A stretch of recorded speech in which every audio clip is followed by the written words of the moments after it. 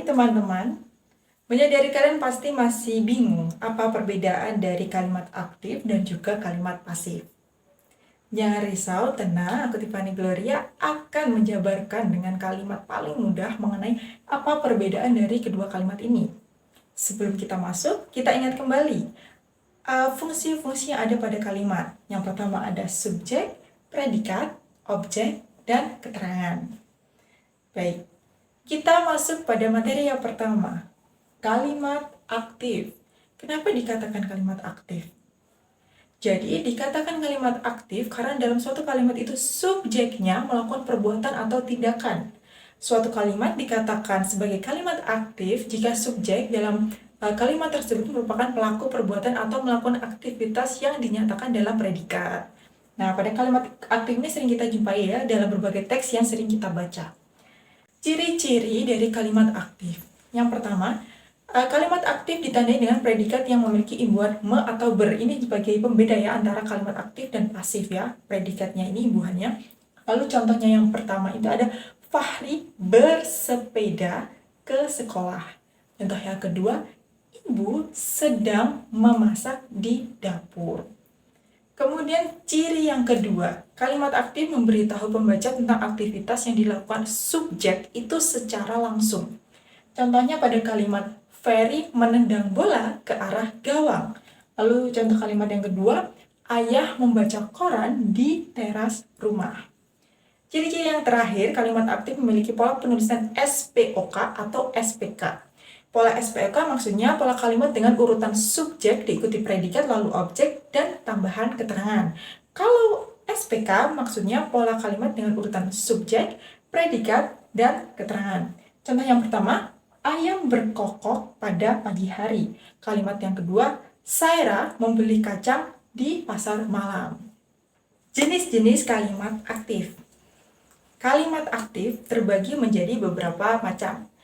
Yang pertama adalah kalimat aktif transitif, lalu intransitif, lalu semi-transitif, dan dui-transitif. Yang pertama kalimat aktif transitif. Kalimat ini memerlukan objek, jadi predikatnya itu memerlukan objek. Jadi polanya adalah subjek, predikat, objek. Lalu contohnya pada kalimat ibu membeli buah-buahan. Ibu merupakan subjek, membeli merupakan predikat, buah-buahan adalah objek. Lalu yang kalimat yang kedua, jenisnya yang kedua, ini adalah kalimat aktif intransitif. Jadi kalimat aktif yang predikatnya tidak memerlukan objek. Jadi namun diikuti oleh keterangan atau pelengkap.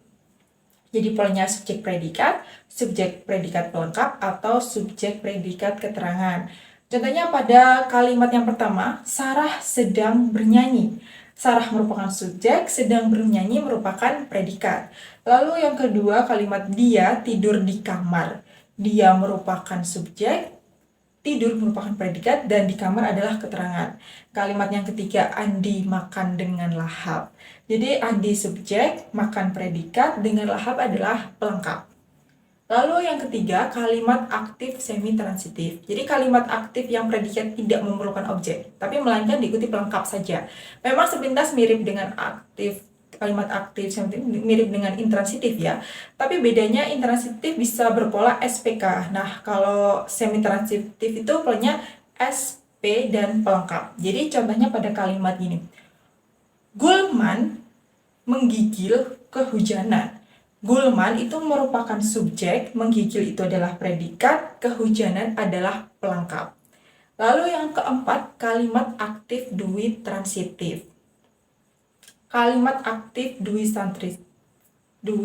santritif ini merupakan kalimat yang predikatnya memerlukan objek dan pelengkap sekaligus. Jadi dalam susunan kalimatnya itu subjek, predikat, objek, pelengkap. Namun pola kalimat ini dapat diperluas menjadi subjek, objek, pelengkap, keterangan gitu ya. Contohnya pada kalimat ibu membelikan aku baju baru. Ibu merupakan subjek, membelikan merupakan predikat, baju itu merupakan objek, baru merupakan pelengkap. Selanjutnya kalimat pasif. Kalimat pasif itu adalah kalimat dengan subjek yang mendapatkan perlakuan atau tindakan. Jadi pada kalimat pasif yang melakukan tindakan atau aktivitas adalah objek. Ciri-ciri dari kalimat pasif yang pertama, predikat menggunakan imbuhan ter, di, teran, dan kean ya. Jadi di sini imbuhan inilah yang membedakan kalimat pasif dengan kalimat aktif. Contohnya pada kalimat ubur-ubur tersapu ombak. Lalu kalimat yang selanjutnya, pisang dimakan ayah. Ciri yang kedua, subjek tidak melakukan tindakan secara langsung. Dan hal ini berlawanan dengan kalimat aktif ya. Jadi kalimat pasif itu dapat dikenali dengan melihat adanya penyebutan objek terlebih dahulu. Contohnya pada kalimat baju dicuci kakak.